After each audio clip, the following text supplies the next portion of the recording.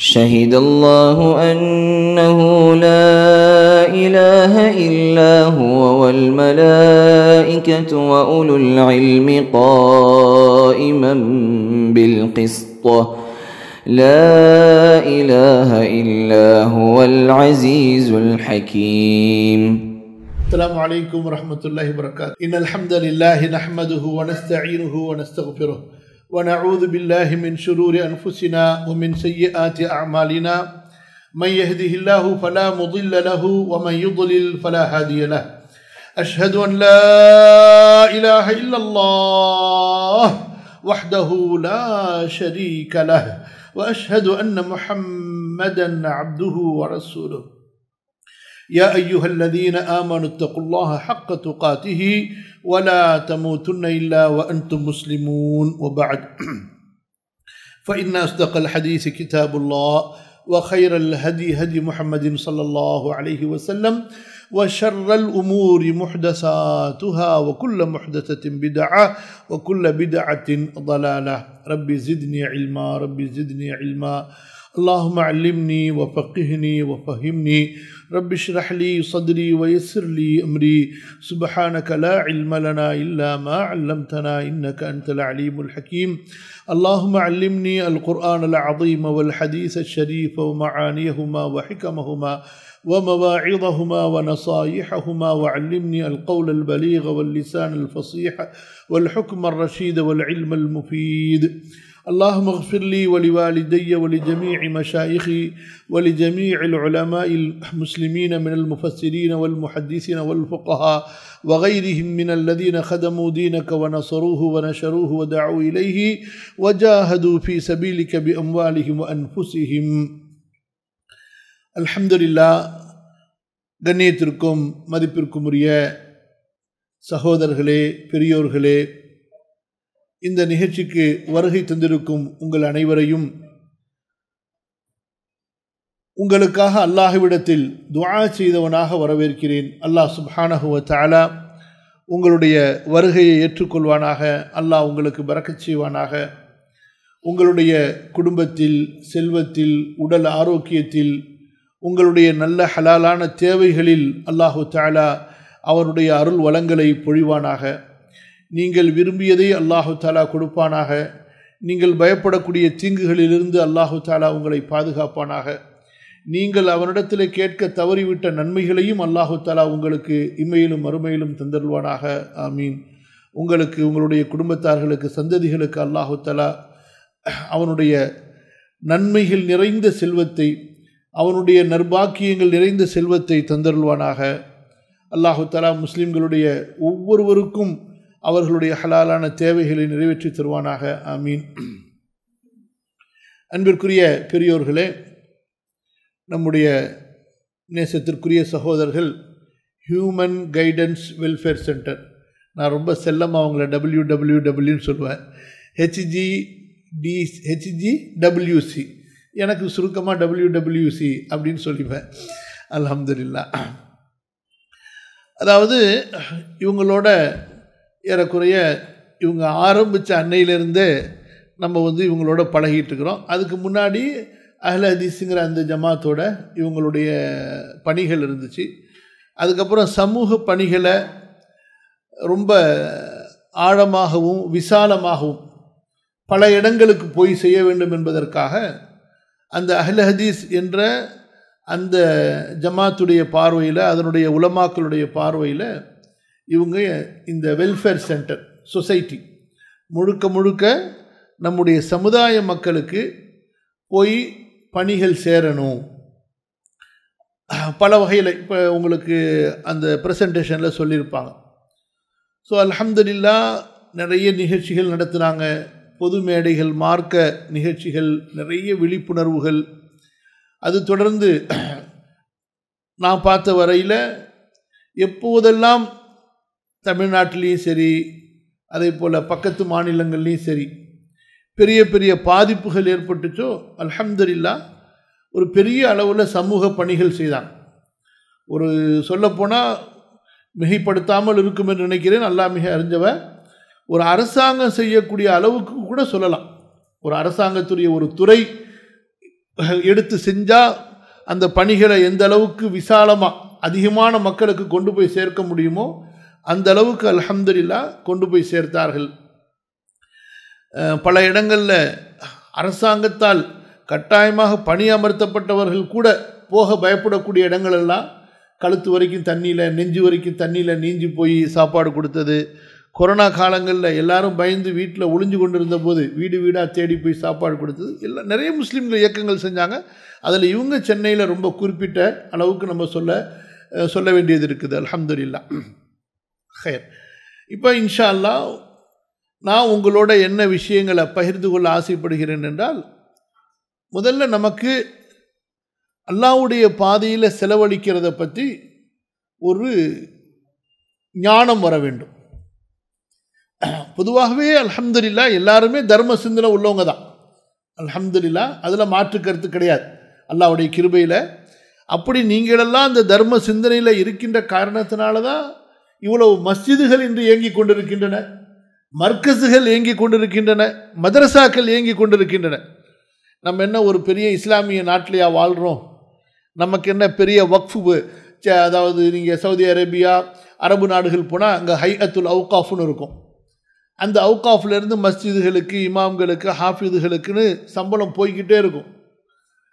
இங்கேயும் வக்ஃபுன்னு இருக்குது. ஆனால் அது எப்படி இருக்குங்கிறது உங்களுக்கு தெரியும். என்ன, அதாவது ஒரு விஷயத்தை மட்டும் சொல்கிறேன். வக்ஃபு எதுக்குன்னு சொன்னால் நம்ம முன்னோர்கள் செய்து வைத்தார்கள் என்றால் நல்ல கவனிங்க. இன்றைக்கி நம்ம முன்னோர்கள் நம்மளை இந்த நாட்டில் சும்மா விட்டுட்டு போல. தயவுசெய்து யாரும் அந்த முன்னோர்களை, அரசர்களை, நவாபுகளை, அவங்களுடைய வழித்தோன்றர்களை யாரும் குறை சொல்லாதீங்க. அவர்கள் நம்மளை சும்மா விட்டுட்டு போல. இந்த இந்தியாவில் அவர்கள் நமக்காக மஸ்ஜிதுகளையும் மதரசாக்களையும் இஸ்லாமிய ஏழை சமுதாயம் வாழ்வதற்காக பல ஆயிரக்கணக்கான கோடிகள் மதிப்புள்ள சொத்துக்களை விட்டுட்டு போனாங்க. பராமரிக்க தெரியாத நாம் அதை வீணாக்கிட்டோம். பாதுகாக்க தெரியாத நாம் அதை பாழாக்கிட்டோம். நம்மில் பலர் அந்த வக்ஃபுகளை தங்களுக்கு சொந்தமாக்கி கொண்டார்கள். பலர் பராமரிக்காமல் பிற சமுதாய மக்களிடத்திலே பறிகொடுத்து விட்டார்கள். ஏன் அந்த வக்ஃபுகளை அவர்கள் செய்தார்கள் என்றால், அதன் மூலமாக மஸ்ஜிதுகளும், மஸ்ஜிதுகளிலே பணி செய்யக்கூடிய மார்க்க ஊழியர்களும், மதரசாக்களும், மதரசாக்களில் பணி செய்யக்கூடிய மார்க்க ஊழியர்களும், சமூகத்தில் நடுத்தர மக்களாக வாழக்கூடியவர்கள், பிறகு ஏழைகளாக இருப்பவர்கள், அவர்களுக்கெல்லாம் மாதாந்திர ஒஜீவனம், வாழ்வாதாரம் அவர்களுக்கு சென்று சேருவதற்காகத்தான் அந்த வக்ஃபுகள் செய்யப்பட்டன. அதுதான் வக்ஃபுடைய நோக்கம். வக்ஃபு என்பதற்கு இஸ்லாமிய ஷரியா சட்டத்தில் அதுதான் நோக்கம், வக்ஃபுடைய நோக்கம். ஆனால் அந்த பரிதாபம், வக்ஃபுடைய நோக்கத்தை அறியவில்லை, அதை பாதுகாக்கும் கல்வியை நாம் பெறவில்லை.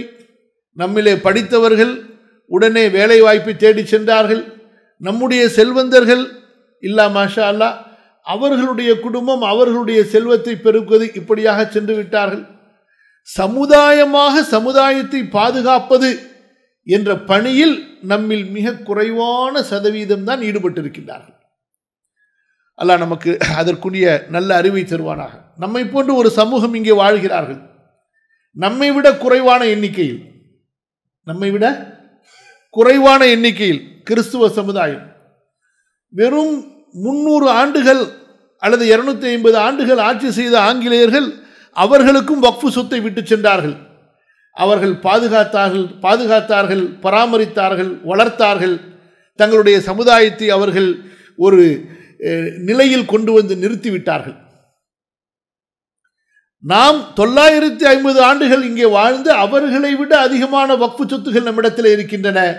அந்த பராமரிப்பும் பாதுகாப்பும் சமூகத்திற்குள் ஒற்றுமையும் இல்லாத காரணத்தால் நாம் இன்று சிதறி கிடக்கின்றோம். எல்லாம் இருந்தும் ஏழைகளாக, வறியவர்களாக நமது சமுதாய மக்கள் இருக்கின்றார்கள். கல்வியில் பின்தங்கியவர்களாக, மருத்துவத்தில் பின்தங்கியவர்களாக. ஆக என்னுடைய இந்த அமர்வனுடைய முதல் நோக்கமே நம்மில் ஒவ்வொருவருக்கும் சமூக அக்கறை வர வேண்டும்.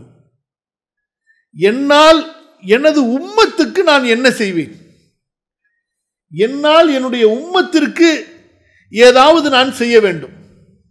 ஒருவரை கல்வியாளராக ஆக்க வேண்டும், ஒரு குடும்பத்தின் தேவையை நிறைவேற்ற வேண்டும், என்னால் ஒருவருடைய கண்ணீரை துடைக்க வேண்டும், ஒருவரின் கவலையை போக்க வேண்டும், ஒருவருக்கான வாழ்வாதாரத்தை ஏற்படுத்த வேண்டும். இப்படிப்பட்ட ஒரு உம்மத்துடைய கவலை, சமுதாயத்தினுடைய கவலையை நமக்குள் கொண்டு வர வேண்டும். அப்படி இருந்தால்தான் இனி வரக்கூடிய காலங்களில் நாம் நமது சமூகத்தை இந்த பூமியிலே, இந்த இந்திய திருநாட்டிலே பாதுகாப்பானவர்களாக வாழ வைக்க முடியும். நாம் ஒவ்வொருவரும் நம்முடைய சுயநலத்தை பேணி நாம் சென்று விட்டால், கேட்பாரற்று, பாதுகாப்பாரற்று, பலவீனமாக மெலிந்த நலிந்த எத்தனையோ மக்கள் இருக்கிறார்கள். சமீபத்தில் இப்போது இந்த பிரசன்டேஷனில் போட்ட ஏரியாக்கள் எல்லாம் நம்ம வாழ்க்கையில் போய் பார்த்துருக்கிறோமா? நாம் மாடி வீடுகளை அறிவோம், விசாலமான தெருக்களை அறிவோம், அபார்ட்மெண்ட்ஸ்களை அறிவோம், விழாக்களை அறிவோம். ஆயிரக்கணக்கான முஸ்லிம்கள் வசித்துக் கொண்டிருக்கிறார்கள். 2 நாளைக்கு முன்னாடி அது என்ன நகருக்கு போனோம், நம்ம ஆர்கே நகரில் ஜி வாவுசி ஐஓசி நகருக்கு அங்கே தானே போனோம். சுபஹான் அல்லாஹ், எவ்வளவு முஸ்லிம்கள், எவ்வளவு முஸ்லிம்கள், அல்லாஹு அக்பர். அதே போல் இவங்க ஏரியா புளியந்தோப்பு அங்கெல்லாம் நான் போகும் பொழுது, இப்படிலாம் தமிழ்நாட்டில் மெட்ராஸில் இப்படிலாம் ஏரியா இருக்குதான்னு சொல்லி ஒவ்வொரு தடவையும் ஆச்சரியப்படுவோம். மனசு ரொம்ப வெந்து, அதாவது ரொம்ப ஒரு சிரமப்படக்கூடிய அளவுக்கு இருக்கும் அவங்களுடைய பொருளாதாரம், வாழ்வாதாரம், அவங்களுடைய சூழ்நிலையெல்லாம். இப்போ இந்த மாதிரி நிறுவனங்கள் தமிழ்நாட்டுக்கு 1 அல்ல 100 தேவை, மெட்ராஸுக்கு 1 அல்ல 10 தேவை. அவ்வளவு சமுதாய தேவை இருக்கிறது. இப்படி ஒவ்வொன்றாக அடுத்த தலைமுறைக்கு நாம் உருவாக்கி வைத்து விட்டு செல்ல வேண்டும். பெரும்பாலும் முன்னாடிலாம் இந்த பீஸ் எக்ஸிபிஷன் நடக்கும். அப்பயே நான் சொல்லுவேன், 4 கோடி ரூபா 5 கோடி ரூபாய் 5 நாளைக்கு செலவு பண்ணுறீங்களே, இதை வைத்து ஒரு நிரந்தரமான ஒரு சொத்தாக முஸ்லிம்களுக்கு ஆக்கி, ஒரு கல்லூரியாக, ஒரு பெரிய மஸ்ஜிதை ஒட்டிய ஒரு இஸ்லாமிய சென்டராக சென்னை ஃபுல்லாக இந்த மாதிரி ஏற்பாடு செய்யுங்க. செல்வந்தர்கள் நினைத்தால் கண்டிப்பாக செய்திருக்கலாம். நம்ம பாருங்கள், பெரிய பெரிய மாநாடு நடத்துறதுல அல்லது ஒரு சில நாட்களுக்கான ஃபங்க்ஷனில் எவ்வளவோ செலவு பண்ணுறோம். அதெல்லாம் அந்த 3 நாள் 4 நாளில் முடிஞ்சிருது. இந்த மாதிரி விஷயங்கள் இருக்கின்றனவே, இதெல்லாம் நிலையான சொத்து. இன்று நம்முடைய ஊர்களிலே எல்லோரும் அல்ஹம்துலில்லாஹ் ஏதாவது ஒரு ஊரை சொந்த ஊராக கொண்டிருப்போம். சென்னையில் வசித்தாலும் எத்தனை ஆண்டுகளுக்கு முன்னால் நம்முடைய முன்னோர்கள் கட்டி வைத்த பள்ளியிலே நாம் தொழுது கொண்டிருக்கிறோம். யோசித்து பாருங்கள். அவர்கள் உருவாக்கிய பள்ளிக்கூடங்களிலே நாம் படித்து கொண்டிருக்கிறோம். கிழக்கரையாக இருக்கட்டும், திருச்சியாக இருக்கட்டும், சென்னையாக இருக்கட்டும், உத்தமபாளையமாக இருக்கட்டும், இது போன்று நூற்றுக்கணக்கான முஸ்லிம்கள் ஊரிலே நம்முடைய முன்னோர்கள் 100 ஆண்டுகளுக்கு முன்பாக, 50 ஆண்டுகளுக்கு முன்பாக தங்களது சொத்துக்களை எல்லாம் சமுதாயத்திற்கு கொடுத்து கல்லூரிகளை, பள்ளிக்கூடங்களை, பெரிய பெரிய நிறுவனங்களை உருவாக்கி சென்றார்கள். இன்று ஆயிரக்கணக்கான மக்கள் அதிலிருந்து படித்து தங்களுடைய வாழ்வாதாரங்களை தேடிக்கொண்டிருக்கிறார்கள், வாழ்ந்து கொண்டிருக்கிறார்கள். இதெல்லாம் நாளைக்கு மறுமையில் வரும்போது தான் நமக்கு தெரியும். அல்லாஹு அக்பர். அல்லாஹு தஆலா நாளை மறுமையிலே அமல்களுக்கு, தொழுகைக்கு, இபாதத்துக்கு, அதுக்கெல்லாம் ஒரு தனி நன்மை இருக்குது. ஆனால் அல்லாஹு தஆலாவிடத்தில் ஒரு விசேஷமான ஒரு தகுதி, ஒரு விசேஷமான ஒரு செலக்டடாக சில கிஃப்ட் வச்சிருப்பான் அல்லாஹு தஆலா. எப்படி? Special gift. ஒரு ராஜா இருக்காரு, எல்லாருக்கும் 1000 ரூபா, 2000 ரூபா, 10,000 ரூபான்னு கொடுக்குறாரு. ஒரு 10 பேரை கூப்பிட்டு செலக்டா கவனிக்கிறார்ல. அர்ஷின் அதிபதி, அரசர்களுக்கெல்லாம் அரசன், மலக்குகளுக்கு அரசன், நபிமார்களுக்கு அரசன், யாருக்கு இணையான அரசன் யாருமே இல்லையோ அத்தகைய பேரரசன். வானங்களுக்கும் அவன்தான் அரசன், பூமிக்கும் அவன்தான் அரசன், காற்றுக்கும் அவன்தான் அரசன், மேகத்துக்கும் அவன்தான் அரசன். இந்த பிரபஞ்சத்தில் இருக்கக்கூடிய அத்தனை ஜீவராசிகளுக்கும், அத்தனை பிரபஞ்ச அமைப்புக்கும் அவன்தான் அரசன். அவனது கட்டளை நிறைவேறிய ஆகும். அவனது நாட்டத்தை யாரும் தடுக்க முடியாது, அவனது கட்டளை யாரும் மாற்ற முடியாது. அப்பேற்பட்ட அரசன், அவனுடைய கஜானாக்கள் குறையாது. அப்பேற்பட்ட பேரரசன் அவன் சில கிஃப்ட் வச்சிருக்கிறான். லன் தனாலுல் பிர்ர ஹத்தா துன்ஃபிகு மிம்மா துஹிப்பூன் ليس البر أن تولوا وجوهكم قبل المشرق والمغرب ولكن البر من آمن بالله والملائكة والكتاب والنبيين وآتى المال على حبه ذوي القربى واليتامى والمساكين وابن السبيل والسائلين وفي الرقاب وأقام الصلاة وآتى الزكاة من ذا الذي يقرض الله قرضا حسنا وأقرض الله என்று அல்லாஹு தஆலா தனியா ஒரு ஸ்பெஷல் ஒரு அமல் வச்சிருக்கிறான். அந்த அமலுக்கு ஸ்பெஷல் அங்க சொர்க்கத்துல ஒரு கிரேட் வச்சிருக்கிறான், ஸ்பெஷல் கிஃப்ட் வச்சிருக்கிறான். அந்த கிஃப்ட் இருக்குதே இன்றைக்கு நம்ம வர்ணிக்க முடியாது. ஒரு சின்ன உதாரணம் சொல்றேன். இந்த ஆயத்துல நீங்க அதிகமா உலமாக்கள்கிட்ட கேட்டிருப்பீங்க. அல்லாஹு தஆலா அடியான்ட்ட பேசுவான். நாளைக்கு மறுமையில் அடியான்ட்ட பேசுவான். அல்லாஹ் அக்பர். ரப்பு பேசுவான், அல்லாஹ் பேசுவான். அதுல நீங்க தொழுகை, நோன்பு, ஜக்காத்து, ஹஜ் அதெல்லாம் தனி கொஸ்டின், அதெல்லாம் ரிட்டனு எல்லாம் போய்கிட்டே இருக்கும். அது தனி செக்ஷன். ஸ்பெஷலா சில கேள்விகளை அல்லாஹ் கேட்பான்னு வருது. எப்படி வருது? ஸ்பெஷல் கொஸ்டின்ஸ், பேப்பர் கொஸ்டின் அல்ல. எக்ஸாம் பண்றவரு பேப்பரை கொடுத்து எழுத சொல்லிட்டு அதை தூக்கி தனியா வச்சுட்டு டைரக்டா இன்டர்வியூ, எப்படி ஃபேஸ் டு ஃபேஸ் இன்டர்வியூ மாதிரி அல்லாஹு தஆலா ஒரு தனி இன்டர்வியூ வைப்பான். ஒரு ஹதீஸ்ல அந்த மாதிரியான இன்டர்வியூ பத்தி ஒரு 3 கேள்வி வருது. அடியானே பசியோட வந்தனே சாப்பாடு கொடுத்தியான்னு கேட்பான். பசியோட வந்தனே சாப்பாடு கொடுத்தியான்னு கேட்பான். அடியான் பயந்து நடுங்கிடுவான். சுப்ஹானக யா ரப், இறைவா நீ மிக பரிசுத்தமானவன், நீயா பசியாக எப்போது வந்தாய்? ஆச்சரியப்படும், நீ பரிசுத்தமான ஆயிட்டே, உனக்கு உணவின் தேவையில்லையே. அல்லாஹ் சொல்லுவான், அடியானே என் அடியான் ஒருவன் பசித்த நிலையில் வந்தானே, அவனுக்கு நீ உணவளித்திருந்தால் அங்கே நீ என்னை கண்டிருப்பாய்.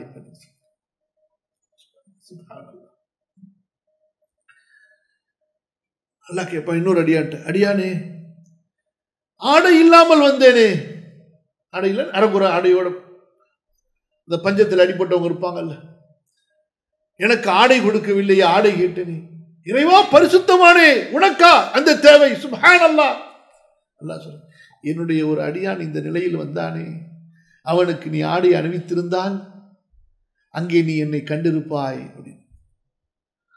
அப்புறம் அல்லாஹ் சொல்லுவான் இன்னொரு அடியான்ட்ட, அடியானே நான் நோயில இருந்தனே, எப்படி நோயில இருந்தனே, நான் நீ பார்க்க வரலையே அப்படின்னு சொல்லி.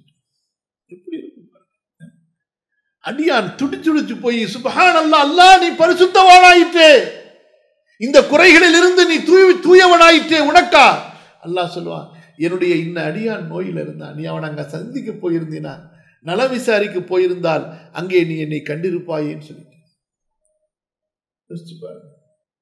அன்பானவர்களே, நமக்கு இபாதத்தும் தேவை, நமக்கு இபாதத்தும் தேவை, நமக்கு அல்லாஹ்வுடைய அடியார்களுக்கு அவர்களுக்கு தேவையான நன்மைகளை சேர்த்து வைப்பதும் தேவை. இந்த மார்க்கத்தில் ரெண்டுமே 2 கண்களை போல, இரண்டுமே 2 கண்களை போல. இபாதத்து ஒரு கண், அடியார்களுக்கு நாம் செய்ய வேண்டிய பணிவிடைகள் ஒரு கண். ஒரு பறவைக்கான 2 இறக்கைகளை போல. அப்படித்தான் ரசூலுல்லாஹி ஸல்லல்லாஹு அலைஹி வஸல்லம் நமக்கு இந்த உம்மத்தை வழிநடத்தினார்கள். அல்லாஹ்வுடைய தூதர் ஸல்லல்லாஹு அலைஹி வஸல்லம் பள்ளிவாசலில் தொழ வைக்கக்கூடிய இமாமாக மட்டுமா இருந்தார்கள்? சொல்லுங்க. வறியவர்களை பார்த்து விட்டால், பசித்தவர்களை பார்த்து விட்டால் அவர்களுடைய பசியை போக்காதவரை அல்லாஹ்வுடைய தூதர் ஸல்லல்லாஹு அலைஹி வஸல்லம் நிம்மதி அடைய மாட்டார்கள். ஒரு தடவை ஒரு கூட்டம் வர்றாங்க, ட்ரெஸ் சரியா இல்லை, பசி பட்டினி, வயிறும் முதுகும் ஒட்டி இருக்குது. அல்லாஹ் அக்பர். உடனே அல்லாஹ்வுடைய தூதர் ஸல்லல்லாஹு அலைஹி வஸல்லம் மதீனாவில் உள்ள அத்தனை மக்களையும் ஒன்று கூட்டி விட்டார்கள்.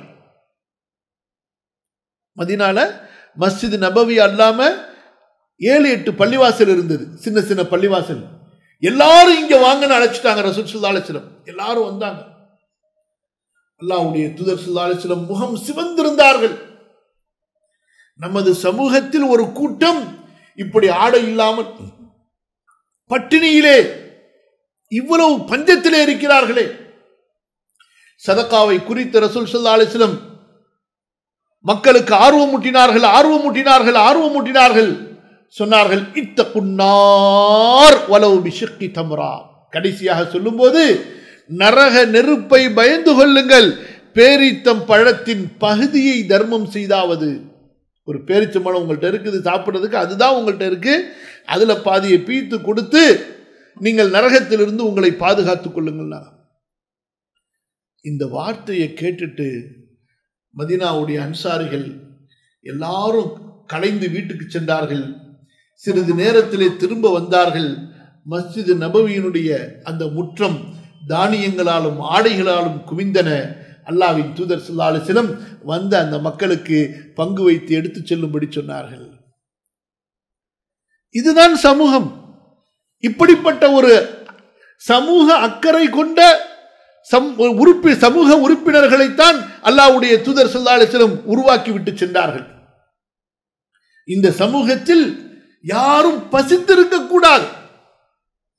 சொன்னார்கள் ரசூல் ஸல்லல்லாஹு அலைஹி வஸல்லம், நீ வயிறு நிரம்ப தூங்குகிறாய், உனது அண்டை வீட்டாரன் பசியோடு இருந்தால் உன்னுடைய ஈமான் இல்லை என்று சொன்னார்கள். நினைச்சு பாருங்க, நீங்க அன்னைக்கு இஷா ஜமாத்தோட தொழுதுட்டு வந்திருக்கலாம், தஹஜ்ஜத் நீங்க தொழ போகலாம். உங்களில் ஒருவர் மூமினாக ஆக முடியாது. அவர் வயிறு நிரம்ப உண்டு விட்டு தூங்குகிறார், அண்டை வீட்டாரோ பசியோடு தூங்குகிறார். இந்த நிலையில் அவர் மூமினாக ஆக முடியாது என்று சொன்னார்கள். என்ன அர்த்தம் இந்த ஹதீஸுக்கு? இந்த உம்மத்தில் யாரும் பசியோடு இருக்கக்கூடாது. அல்லாஹ்வின் தூதர் ஸல்லல்லாஹு அலைஹி வஸல்லம் மதீனாவிற்கு வந்தார்கள். கேட்கிறாங்க, ஐயுல் இஸ்லாமி ஹைர், இஸ்லாமில் எது சிறந்த காரியம் என்று. ரசூல் ஸல்லல்லாஹு அலைஹி வஸல்லம் நாடி இருந்தா மஸ்ஜித் நபவியில் வந்து எல்லாரும் முன்சஃப்ல தொழுங்கன்னு சொல்லியிருக்கலாம், சரிங்களா இல்லையா? எல்லாரும் காபாக்கு போங்க, எல்லாரும் தவாப் செய்யுங்க, எல்லாரும் உம்ரா செய்யுங்கன்னு சொல்லியிருக்கலாம். அதுக்கெல்லாம் சொல்லியிருக்காங்க தனியா. கேட்கப்பட்ட கேள்வி என்ன? இஸ்லாமில் எது சிறந்தது என்று. ஒரே வார்த்தை சொன்னாங்க, நீங்கள் பசித்தவர்களுக்கு உணவளியுங்கள், சலாமை பரப்புங்கள் என்று சொன்னார்கள். நமக்கு புரியுதா? நம்ம செய்கிறோம், ஆனா இதையெல்லாம் மகத்தான நன்மையாக கருதி செய்ய வேண்டும். எப்படி செய்யணும்? மகத்தான புண்ணியங்களாக கருதி செய்ய வேண்டும். நீங்க குர்ஆனை ரிசர்ச் பண்ணுங்க, ஆராய்ச்சி பண்ணுங்க. எங்கெல்லாம் அல்லாஹு தஆலா மர்மைக்கான உயர்ந்த அமல்களை சொல்கிறானோ அந்த எல்லா இடங்களிலும் நீங்கள் அல்லாஹ்வுக்காக அல்லாஹ்வுடைய திருமுகத்தை நாடி ஏழை எளியவர்களுக்கு, அனாதைகளுக்கு, இல்லாதவர்களுக்கு நீங்கள் செய்யக்கூடிய தர்மங்களை தனித்து அடையாளப்படுத்தி அல்லாஹ் சொல்வான். புரியுதா இல்லையா? நீங்க உங்க தொழுகையும் அல்லாஹ் சொல்லுவான், உங்க நோன்பையும் அல்லாஹ் சொல்லுவான். அதே நேரத்தில் எதை அல்லாஹ் தனித்து அடையாளப்படுத்துவான்? நீங்கள் செய்யக்கூடிய தர்மத்தை, அல்லாஹ்வுக்காக நீங்கள் செய்யக்கூடிய அந்த பொருளாதார உதவியை சாதாரணமாக அல்ல, அதை ரொம்ப சிலாகித்து சொல்லுவான். ரொம்ப கொஞ்சமா படிச்சவன் துவா செய்ய, நிறைய படிக்கணும்னு ஆசை இருக்கு, நிறைய தேடணும்னு ஆசை இருக்கு, நான் மண்டையில் ஏறுறதுக்கு துவா பண்ணுங்க. நான் பார்த்த வகையில் குர்ஆன்ல தேடுன்னு தேடுறேன். பக்கமா ஒரு புண்ணியத்துக்கு நன்மையை அல்லாஹ் சொல்லியிருக்கிறான்னா அது சதகாக்கு தான் சொல்லியிருக்கான். எப்படி புரியுதா? தொழுங்கன்னு சொல்லியிருக்கான், முஸ்லிம்கள் தொழுகையை பேணுவார்கள் சொல்லியிருக்கான். தொழுதால் உங்களுக்கு எவ்வளவு நன்மைன்னு ஹதீஸ்ல தான் இருக்கு. புரியுதா உங்களுக்கு? புரியல?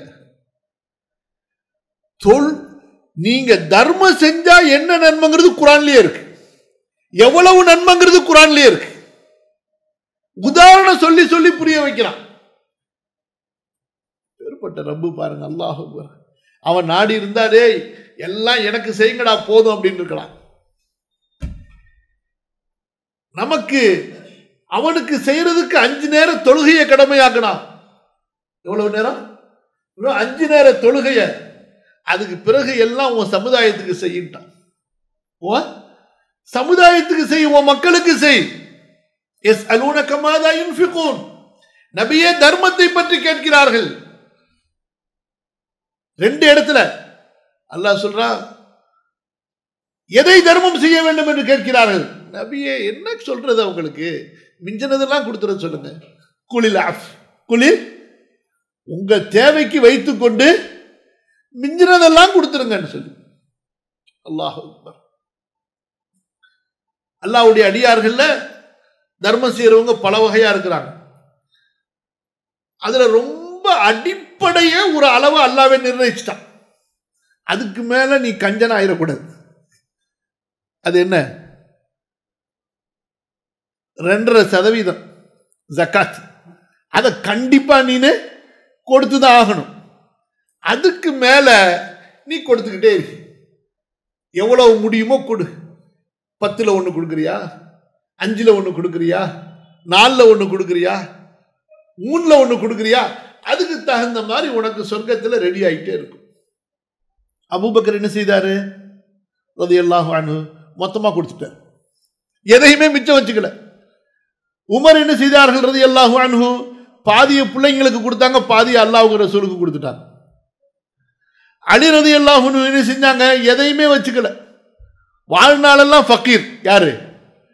நம்ம ரசூலுல்லாஹ்வுடைய மருமகன். யாருங்க? வீடு கிடையாதுங்க சொந்தமா அவருக்கு. ஃபாத்திமாவை ரலியல்லாஹு அன்ஹாவை கல்யாணம் பண்ணும்போது அவருக்கு சொந்தமா வீடு கிடையாது, அவருக்கு சொந்தமா சொத்து கிடையாது, எதுவுமே அவருக்கு நயா பைசா உரிமை கிடையாது. ரசூலுல்லாஹ் கொடுத்த ஸல்லல்லாஹு அலைஹி வஸல்லம் கொடுத்த ஒரே ஒரு வாளும் ஒரு இரும்பு கேடயம் தான் இருந்துச்சு அவருக்கு. அவருக்கு தான் சொர்க்கத்தின் தலைவி ஃபாத்திமாவை கட்டி வைத்தார்கள் ரசூல் ஸல்லல்லாஹு அலைஹி வஸல்லம். யோசிச்சு பாருங்க. உஸ்மான் ரலியல்லாஹு அன்ஹு அவங்க யாரு? அவங்க எப்படின்னு சொன்னா, அல்லாஹ் தஆலா அள்ளி விசாலமா கதவை திறந்து கொடுத்துக்கிட்டே இருந்தான். மக்கால இருந்து வரும்போது ஒரு பைசா கிடையாது, ஃபக்கீரா வந்தாங்க. மக்கால இருந்த சொத்தை அங்கேயே விட்டுட்டாங்க.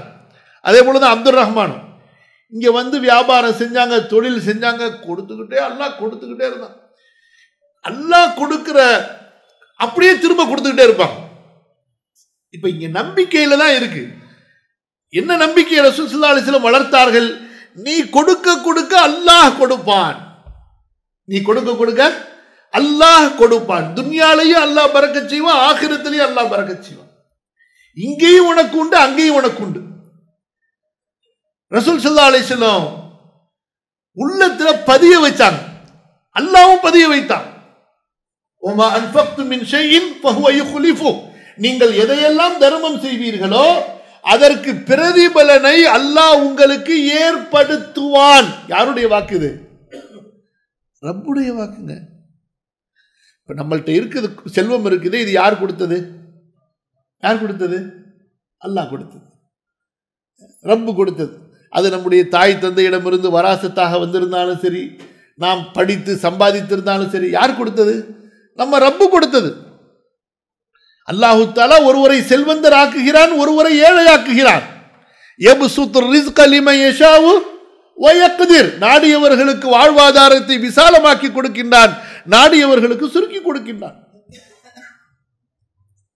செல்வந்தராக ஆக்குவதும் அல்லாஹ் தான், ஒருவரை ஏழையாக வைத்திருப்பதும் அல்லாஹ் தான். ஏன் அல்லாஹு தஆலா ஒருவரை செல்வந்தனாக்கினான், ஒருவரை ஏழையாக்கினான்? இந்த செல்வந்தர் அல்லாஹ்வுடைய ஹக்க அந்த ஏழைக்கு கொடுத்து இவருடைய மறுமை தேவையை, இவருடைய மறுமை வெற்றியை தேடுவதற்காக செல்வத்தை கொடுத்தது. ரொம்ப பேர் தப்பா புரிஞ்சுக்கிறாங்க. சில பேர் ஜக்காத்தை கொடுக்காம இருக்கிறாங்க. அது ரொம்ப பெரிய ஆபத்தானது, ரொம்ப ஆபத்தானது. மறுமையில தப்பிக்க முடியாது, கடக்க முடியாது. ஜக்காத்து கொடுக்காதவங்களுக்கு கபரிலேயே அதாபு, மஹ்ஷர்ல நரகத்துக்கு போறதுக்கு முன்னாடி மஹ்ஷர்லயே அதாபு ஆரம்பமாயிடும். யாருக்கு? சில கேட்டகரி மட்டும்தான். எப்படின்னா, பொதுவா 99% எப்படின்னா, விசாரணை முடிஞ்சு ஏடுகள் கையில கொடுக்கப்பட்டு அதுக்கப்புறமா கணக்கு வழக்கு எல்லாம் தர்த்தி பண்ணி சொர்க்கவாசியா நரகவாசியான்னு முடிவு பண்ணி சொர்க்கவாசியை சொர்க்கத்துக்கு அனுப்பிட்டு நரகவாசியை நரகத்துக்கு அனுப்பி அங்க வச்சு அடி. ஆனா சில குற்றவாளிகள் இருக்காங்க பாருங்க, சில குற்றவாளிகள் அவங்களுக்கு எப்படின்னு சொன்னா மஹ்ஷர்ல வச்சே சாத்த சொல்லிடுவான் அல்லாஹ் தஆலா. எங்க வச்சு? கேள்வி கணக்கு கேட்கிற இடம் இருக்கு பாருங்க, அங்கேயே அடிய ஆரம்பிச்சிருங்கன்றான். அதுல ஒரு கூட்டம் தான் ஜக்காத்து கொடுக்காத கூட்டம். அல்லாஹ் பாதுகாக்கணும். யாரு? ஜக்காத்து கொடுக்காத கூட்டத்துக்கு கேள்வி கணக்கு நடக்கிறபடி நடக்கட்டும். அது எப்ப இவனுக்கு இவனுடைய டேர்ம் வருதா அது வரைக்கும் இவன் நிக்கட்டும், அது வரைக்கும் அடி ஆரம்பிச்சிருக்கணும். ஒட்டகம் ஆடு மாடு எதுக்கெல்லாம் ஜக்காத்து கொடுக்கலையோ எல்லாம் இவனை போட்டு ஏறி மிதிச்சுக்கிட்டே இருக்கும். தங்கம் வெள்ளி அந்த லிஸ்ட்ல தான் இந்த காசு பணம் எல்லாம். இதெல்லாம் என்ன செய்வான்? நரகத்தில் போட்டு நல்ல சூடாக்கி எடுத்துட்டு வந்து நெத்திலையும் முதுகுலையும் விழாலையும் போட்டு பழுக்க இவனுக்கு சூடு போட்டுக்கிட்டே இருக்கேன்னு சொல்லிட்டு அல்லாஹ் அக்பர். அல்லாஹ் பாதுகாக்கணும். அப்ப இந்த 2% ஜக்காத்துங்கிறது இது கம்பல்சரி மறந்துருன்னு. 100 ரூபாயில 2 ரூபாய் நமக்கு உள்ளதே கிடையாது. 1 கோடி ரூபாயில 2.5 லட்சம் சொல்லுங்க நமக்கு உள்ளதே கிடையாது. அதை எடுத்துடணும். நீங்க இன்கம் டாக்ஸ் கட்டுறதுக்கு முன்னாடி, நீங்க பிளாட் வாங்குறதுக்கு முன்னாடி, நீங்க பிளாட் வாங்குறதுக்கு முன்னாடி, நீங்க BMW மெர்சிடிஸ் கார் வாங்குறதுக்கு முன்னாடி நீங்க என்ன செய்ய போறீங்களோ 1 கோடி ரூபாயில நீங்க என்ன செஞ்சிருங்க? 2.5 லட்சத்தை எடுத்துருங்க. பாக்கி 97.5 அந்த லட்சம் தான் உங்களுக்கு. நீங்க இந்த 2.5 லட்சத்தை கொண்டு போய் ஒரு மிஸ்கின்ட்ட ஃபக்கீர்ட்ட அதை எப்படி கொடுக்கணுமோ பார்த்து 1 வருஷத்துக்கு தேவையான அளவு கொடுத்துட்டு இதுதான் உங்களுக்கு சொந்தம். அல்லாஹ் அக்பர். இப்ப ரசூல் ஸல்லல்லாஹு அலைஹி வஸல்லம் சஹாபாக்களுடைய உள்ளத்திலே பதிய வைத்தார்கள், மா நகஸ மாலும் மின் ஸதகத்தின், மா நகஸத் ஸதகத்தும் மின் மாலின். தர்மம் உங்களது செல்வத்தை குறைக்காது. தர்மம் உங்களது செல்வத்தை குறைக்காது. மனசுல பதிய வச்சாங்க ஆழமா. அல்லாஹ்வுடைய அருள்ல நம்முடைய முன்னோர்கள் அல்ஹம்துலில்லாஹ் இந்த மாதிரி நிறைய நற்காரியங்களை செஞ்சாங்க. நாமும் நம்முடைய அடுத்த தலைமுறைக்காக இது போன்ற நற்காரியங்களை செய்துவிட்டு செல்ல வேண்டும். இன்றைக்கு நீங்க பாருங்க, நம்ம பொதுவாக நான் சில நேரங்களில் சொல்றது உண்டு, நம்ம கட்டியிருப்போம் வீடு, ஆசையா கட்டியிருப்போம், நம்ம புல்ல வித்துருவோம். சொல்லுங்க, நம்ம வாங்கியிருப்போம் அப்பார்ட்மெண்ட்ஸு, நம்ம மௌத்துக்கு பிறகு பங்கு போட்டு ஆகணும்ல, விற்கப்படும். இப்படி எடுத்துக்கங்க. இன்னும் சொல்ல போனா அதிகமா 100 வருஷத்துக்கு மேல ஒரு சொத்து ஒருத்தவங்கள்ட்ட இருக்காது, தனிப்பட்ட சொத்து. கண்டிப்பா வரும் தலைமுறை அதை விற்று அது அடுத்த ஓனர்கிட்ட போய் ஆயிடும். அல்லாஹ் தான் நிரந்தரமான ஓனர்ஷிப். ஆனா எதை நீங்க அல்லாஹ்வுக்காக சமுதாயத்துக்கு வக்ஃப் செஞ்சுட்டு போனீங்களோ அது மட்டும்தான் நிலையா இருக்கும். எதை அல்லாஹ்வுக்காக சமுதாயத்துக்காக கட்டி வச்சீங்களோ, உங்க முன்னோர்கள் ஒரு மஸ்ஜிதை கட்டினாங்க, சொல்லுங்க பார்க்கலாம். கீழக்கரையில் 800 வருஷத்து மஸ்ஜித் இருக்கா? அந்த முன்னாடி ஒரு பெரிய அந்த என்ன பள்ளி இருக்குது, அந்த ஒரு கருங்கல்லாம் இருக்குங்க பள்ளி. அதே போல் காரைக்காலில் பார்த்தீங்கன்னா அங்கே ஒரு பெரிய மஸ்தான் பள்ளின்னு ஒன்று இருக்கும். நம்ம அது 400 வருஷத்து பள்ளி. 400 வருஷத்துக்கு முன்னாடி அவ்வளவு பெரிய பள்ளி, இன்னைக்கு வரைக்கும் ஒரு ரிப்பேர் கிடையாது. எத்தனை தலைமுறைக்கு அது தாங்கக்கூடிய அமைப்புல இப்பயும் அத்தனை முசல்லிகளுக்கு அது பரக்கத்தா இருக்கு. இந்த மாதிரி ஒவ்வொரு நம்முடைய பாரம்பரிய ஊர்களிலே எடுத்துக்கொள்ளுங்கள், நம்முடைய முன்னோர்கள் கட்டி வைத்தது. அவங்க சொத்துலாம் போயிருச்சு. அவங்க சொத்துல 300 வருஷத்துக்கு முன்னாடி இவர் இருந்தாரு, அவர் வீடு இதுன்னு எங்கேயாச்சும் சொல்ல முடியுமா? சொல்லுங்க பார்க்கலாம். இருக்காது. ஆனா அவங்க கட்டி வச்ச பள்ளிவாசல், அவங்க வக்ஃப் செஞ்சுட்டு போன கபிரிஸ்தான் இருக்கா இல்லையா? இதுதான் நாளைக்கு மறுமையில வரும், இதுதான் நாளைக்கு ஆகிரத்துக்கு வரும். இதுதான் நமக்கு அல்லாஹ்விடத்தில் நமக்காக பேசும், நரகத்திலிருந்து நம்மை பாதுகாக்கும்.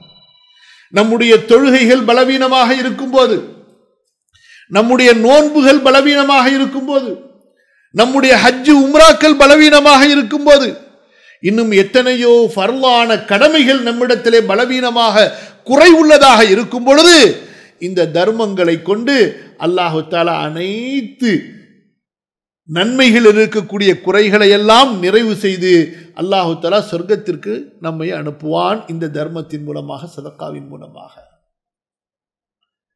அல்லாஹ்வுடைய கோபத்தை தணித்து விடும் என்று சொன்னார்கள். எது?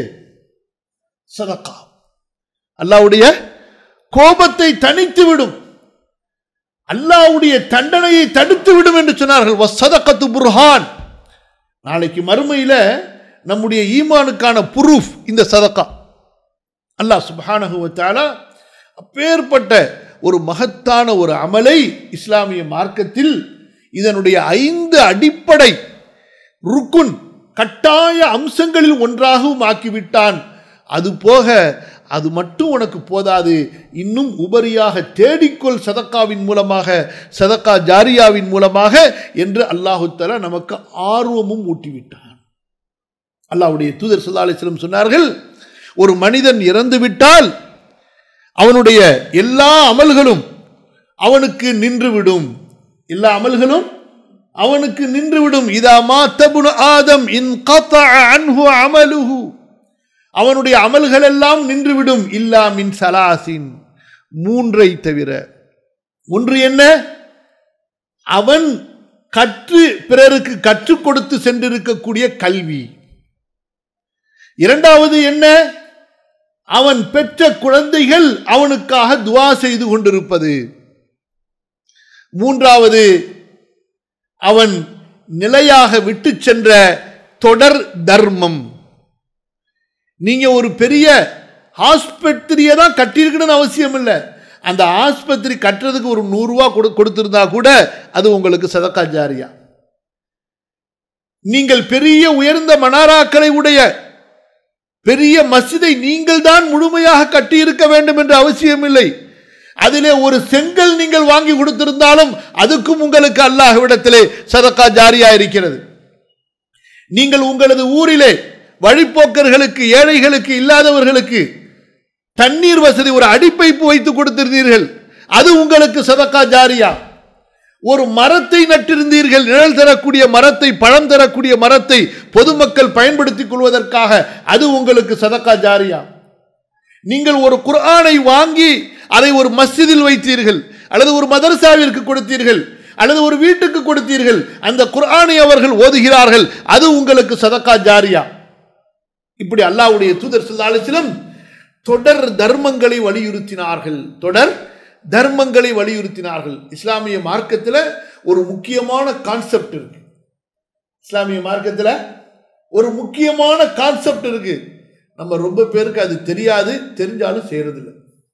நம்ம முன்னோர்கள், எனக்கு தெரிஞ்ச வரைக்கும் நான் படித்த வரலாறுல அதை ரொம்ப கரெக்டாக செய்தார்கள்.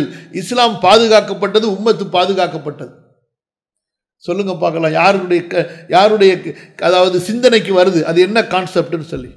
வசியத். என்னது வசியத்? நீங்க மௌத்தா போகும்போது 3/1 தர்மமா வசியத் செய்யறது. 3ல் யாராவது பண்றோமா சொல்லுங்க? அந்த 3/1 வசியத்து பண்றதுதான் வக்ஃபா மாறு. புரியுதுங்களா? இப்ப 3/1 வசியத் பண்றோம்ல, அதுதான் எப்படி மாறுது? வக்ஃபா மாறுது.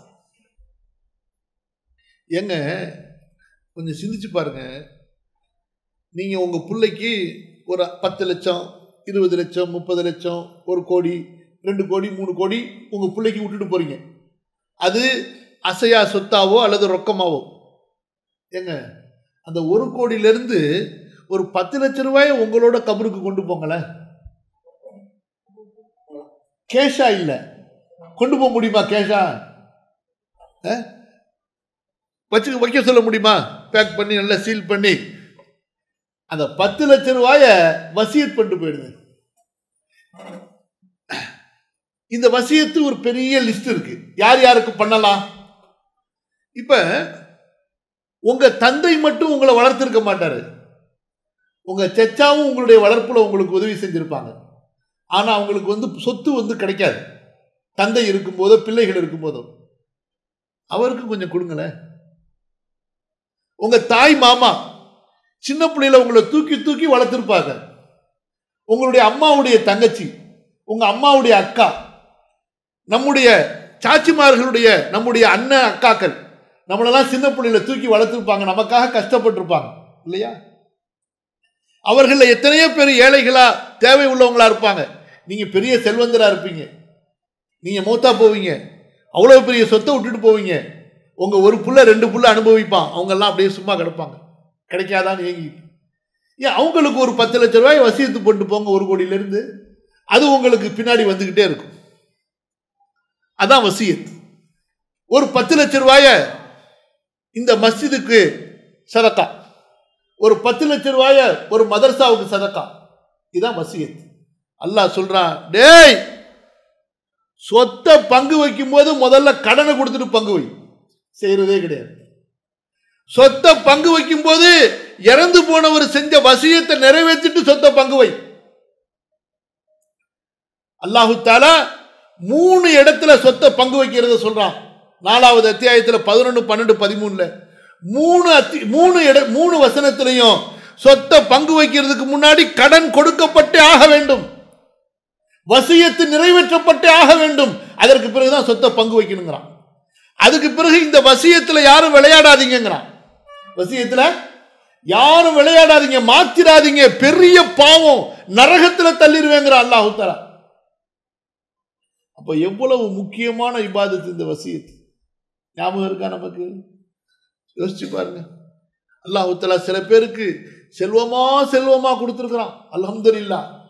ஏன் அதுல கொஞ்சத்தை நம்மோட கபருக்கு எடுத்துட்டு போவோமே சதக்கா மூலமா, வசியத்து செஞ்சு நம்முடைய உறவுகள். இங்க பாருங்க, இப்ப நம்ம புள்ள இருக்கான, அல்ஹம்துலில்லாஹ் எல்லாரும் நல்ல நியத்து வைப்போம், எங்க அத்தா சொத்து எனக்கு தானுமா இல்லையா, மொத்தா போயிட்டாரு எனக்கு தானங்கன்னு உரிமையா அதை புடுங்க பார்ப்பான். அது உங்க உறவுல ஏழையா இருக்கிற ஒருத்தங்களுக்கு அந்த சொத்துல கொஞ்சத்தை கொடுங்களேன், அல்லாஹ் என்னை வாழ வச்சார் அல்லாஹ் அப்படின்னு உருகி துவா செய்வான். என்ன செய்வான்? உருகி துவா செய்வான். யாருக்கு உங்க சொத்துல எந்த உரிமையும் இல்லையோ அவங்க உரிமையா கேட்க முடியுமா? உன்னை சின்ன பிள்ளைல தூக்கி வளர்த்தண்டா, நான் தானே உன்னை 5ஆம் கிளாஸ் வரைக்கும் ஸ்கூலுக்கு தூக்கிட்டு போனேன், நீ இப்ப பெரிய கோடீஸ்வரனா இருக்க, எனக்கு ஒரு 5 லட்சம் ரூபா கொடுனா கேட்பாங்களா? அப்படி கேட்டா நம்ம கொடுத்துதான் ஆகணும். அப்பேற்பட்ட இதுதான் அந்த ரத்த உறவுங்கிறது. அவங்களுக்கு ஒரு 1 லட்சம் ரூபாய் கொடுத்துட்டு போறது எழுதிருங்களேன். சுப்ஹானல்லாஹ். இஸ்லாம் இதுதான் மார்க்கம், இதுதான் அல்லாஹு தஆலா நம்முடைய உறவுகளை பேணுவதற்கான வழிகளாக சொல்லி இருக்கிறான். அதுல ஒண்ணுதான் பொது காரியங்கள், சமூக காரியங்கள். எதன் மூலமாக இஸ்லாம் பாதுகாக்கப்படுமோ, இஸ்லாம் வளருமோ, அதுதான் மஸ்ஜிதும் மதரசா. மஸ்ஜிதும் இன்றைக்கு நம்ம இந்த ஒரு 50 வருஷத்துல நிறைய விஷயங்களை மாறிட்டோம், அல்லது 100 வருஷத்துல. இந்தியாவுடைய வரலாறு எடுத்து பார்த்தீங்கன்னா, அது மட்டுமல்ல உலகத்துல எங்க நீங்க வரலாறு எடுத்து பார்த்தாலும் மஸ்ஜிது மதரசா என்பது அது இஸ்லாமிய பிரச்சாரம் நடைபெறும் இடங்கள். அது வெறும் தொழுகை நடக்கும் இடமா இருக்காது. புரியுதுங்களா? சரி, யோசிச்சு பாருங்க. கிழக்கரை அதை நான் பண்ண, இப்படியே ஊர் எடுத்துங்களா, கிராமமா முஸ்லீமா இருக்கிறோமே, எப்படிங்க ஆனாங்க? எப்படி ஆனாங்க? 2 பேர் வந்திருப்பாங்க, 3 பேர் வந்திருப்பாங்க, பள்ளியை கட்டினாங்க, தாவா பணியை செஞ்சாங்க, ஊரை ஃபுல்லா முஸ்லீம் ஆக்கிட்டாங்க, கிராமத்தை ஃபுல்லா முஸ்லீம் ஆக்கிட்டாங்க. அதுக்கு பிறகு அல்லாஹ் கொடுத்த பரக்கத்தை அந்த பள்ளிக்கு கொடுத்தாங்க. பள்ளியில இருந்து ஏழை எளியவர்கள் எல்லாருக்கும் போய்கிட்டே இருந்துச்சு. இன்னைக்கு நம்ம நோம்பு மாசத்துல கஞ்சி ஊத்துறதை மட்டும் முடிச்சுக்கிட்டோம். நோம்பு மாசத்துல கஞ்சி ஊத்துறதை மட்டும் வச்சுக்கிட்டோம், மற்றதெல்லாம் விட்டுட்டோம். இன்னைக்கு ஒரு முஸ்லிம் ஏழை மருத்துவ வசதி இல்லாம கஷ்டப்படுறான், அவனுடைய பிள்ளைய உயர் படிப்புக்கு படிக்க வைக்க முடியாம கஷ்டப்படுறான். அந்த காலத்துல இமாம் இப்னு தைமியா ரஹ்மத்துல்லாஹி அலைஹி எவ்வளவு பெரிய அறிஞர், எவ்வளவு பெரிய தத்துவத்தை சொல்லியிருக்கிறாங்க. அந்த தத்துவத்தின் அடிப்படையில் பார்த்தா ஒரு முஸ்லீம் மாணவனை நீங்க 1 கோடி ரூபாய் செலவு பண்ணி டாக்டர் ஆக்க முடியும்னா ஜக்காத்து காசை கொடுத்து அவனை டாக்டர் ஆக்கலாம். எப்படி 1 கோடி ரூபாய் கல்விக்கு ஜக்காத்து காசை செலவு பண்ணி ஒரு முஸ்லீம் ஏழை மாணவனை எப்படி மாத்தலாம்? நீங்க டாக்டர் ஆத்தலாம். அது நீங்க சமுதாயத்துக்கு செய்யக்கூடிய கடமை, அதுக்கு அவன் தகுதி உள்ளவன். ஒரு ஏழை மாணவனா இருக்கிறான், அவனிடத்துல கல்வி தகுதி இருக்குது, ஆனா என்ன இல்லை, படிக்க வசதி இல்லை, அவனுடைய படிப்புக்கு 1 கோடி ரூபாய் ஆகுதுன்னா நீங்க அதுல கருமித்தனம் பார்க்க கூடாது, சமுதாய ஜக்காத்தை வசூல் பண்ணியாவது கொடுக்கணும். அந்த அளவுக்கு இந்த சமுதாய ஒற்றுமையை, சமுதாய மேம்பாட்டை அல்லாஹ்வும் அல்லாஹ்வுடைய ரசூலும் நமக்கு வகுத்து தந்திருக்கின்றார்கள். இன்னைக்கு நாளைக்கு ஒரு பிரச்சனை, நாங்க இந்த ஏழைகள் நடுத்தர மக்கள் தான் சமுதாயத்துக்கு வந்து நிற்பாங்க இல்லையா? சொல்லுங்க, யார் வந்து நிற்பா? யார் வந்து நிற்பா? இந்த ஏழைகளும் நடுத்தர மக்களும் தான் சமுதாயத்துக்கு ரோட்ல வந்து நின்று உயிர் கொடுப்பாங்க, நெஞ்ச காட்டுவாங்க. அல்லாஹு தஆலா இதுதான் நியதி, இதுதான் நியதி. இவர்களை நாம் பாதுகாக்கவில்லை என்றால், அரவணைக்கவில்லை என்றால் வேறு யார் பாதுகாப்பார்கள்? நமக்கு அல்லாஹ் கொடுத்த சொத்து, சுகம், செல்வம் எதற்காக?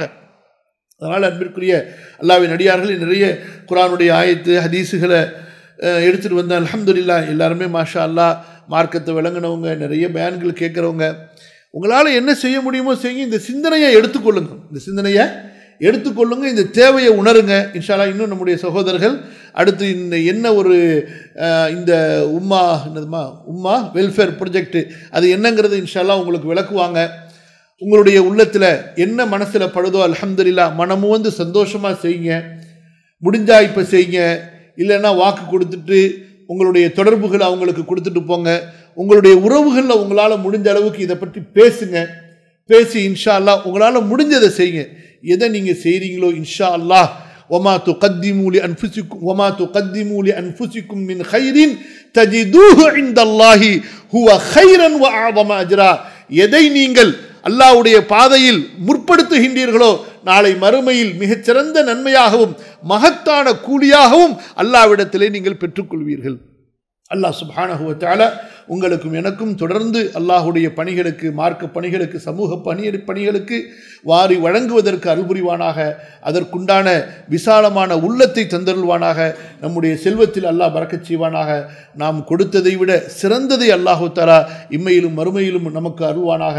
நாம் கொடுத்ததை அல்லாஹு தஆலா அவனுடைய திருமுகத்திற்காக கொடுத்ததாக ஏற்றுக்கொள்வானாக. அதன் மூலமாக நாளை மறுமையில் நமக்கு சொர்க்க பாக்கியங்களையும் அவனுடைய மன்னிப்பையும் தந்தருள்வானாக. அஸ்தக்ஃபிருல்லாஹல் அஸீம் லீ வலக்கும் ஃபஸ்தக்ஃபிருஹு இன்னஹு ஹுவல் கஃபூருர் ரஹீம். வஜஸாக்குமுல்லாஹு கைரன். வஸ்ஸலாமு அலைக்கும் வரஹ்மத்துல்லாஹி வபரகாத்துஹு.